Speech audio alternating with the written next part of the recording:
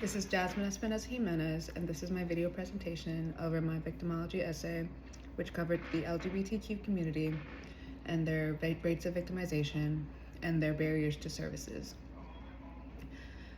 Throughout my research for this paper, I found that members of the LGBTQ community experience violent victimization at significantly higher rates than their hetero peers.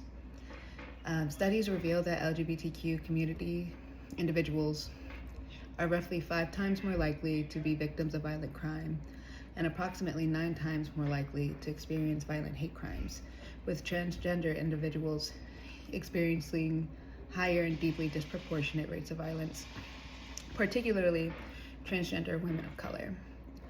This rate of victimization are much likely higher than what is officially reported due to the historical hostile environment that the LGBTQ community face within the criminal justice system, which leads to pervasive underreporting. Victims often fear encountering bias, judgment, or hostility from law enforcement and the judicial system, with many accurate police reports and medical records mandating an individual to share their sexual orientation or gender identity, which can inadvertently out them, which can lead to further discrimination from service providers or abandonment from their families. I also outlined a lot for the LGBTQ at-risk youth who also face disproportionate high rates of victimization from severe bullying, cyberbullying, physical violence, and sexual abuse compared to their hetero peers. And this mistreatment significantly puts them at risk for depression, anxiety, or suicide. And many youth face family rejection and verbal abuse, which can lead to housing instability, which can put them at a higher risk of grooming, trafficking, sexual abuse, intimate partner abuse. I found that very, very upsetting with how when LGBTQ victims do try to seek assistance, they frequently confront institutional, cultural, and interpersonal barriers, such as emergency shelters or domestic violence shelters, frequently turning away transgender or non-binary survivors, which puts them at risk for being misgendered, not having services, or being placed in spaces that do not align with their gender identity. Many service providers often rely on heteronormative languages and stereotypes, which leads to invalidation of the abuse, misunderstanding of the circumstantial risks unique to same-sex or queer relationships.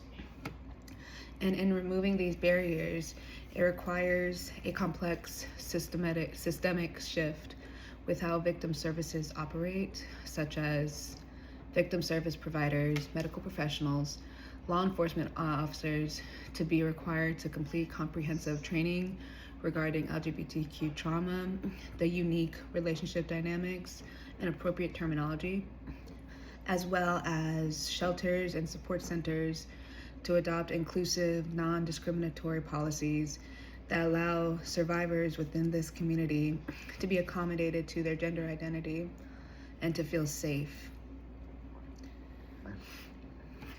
And more on what I learned throughout this course. A few types of victimizations that stood out to me was one very overall was child victimization and exploitation. It hit me very hard as a mother of young boys and having been a victim to grooming as a teenager. It gave me a profound sense of altruism for the innocent children who face unimaginable abuse, and to learn that in the US that 1 in 7 children experience abuse or neglect annually, with neglect being the most common form of maltreatment. And child victimization is a critical issue, as it can cover physical, emotional, physical abuse, neglect, or even exposure to violence. Um, Sadly, learning that it is often perpetrated by people that should be trusted adults, such as parents, caregivers, or even peers. And how this trauma can severely disrupt a child's development, leading to long-term cognitive, behavioral, and emotional impacts. Another type of victimization against minors, again, that I found that I was just completely appalled by, was the prevalence of child marriage, how it being illegal in the U.S., because there's no federal minimum age for marriage in the U.S. This hits very close to home, having heard stories and of my grandmother, who was also a mail-order child bride. And learning that this was not a foreign issue and that it is actually a domestic issue. And just the rates of victimization these girls face, and girls who are married before the age of 19 are significantly more likely to drop out of high school, more likely to live in long-term poverty, more at risk to suffer greater rates of physical, sexual abuse, intimate partner abuse, and mental health complications. The last type of victimization that stood out to me was stalking, as stalking can be very dangerous and deeply damaging, as it causes a severe violation of personal autonomy, which can cause long-lasting, intense psychological trauma by disrupting daily basic routines, and it could often escalate to physical violence or even homicide. What was scariest about this type of victimization was how difficult it is to investigate, as it relies on proving a pattern rather than a single event.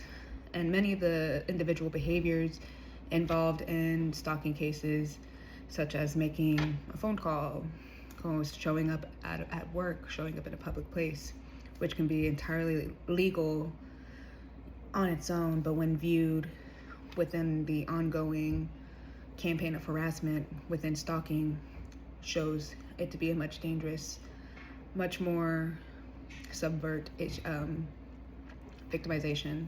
And because of these challenges, stalking cases are historically unreported and under-investigated and often end in tragedy.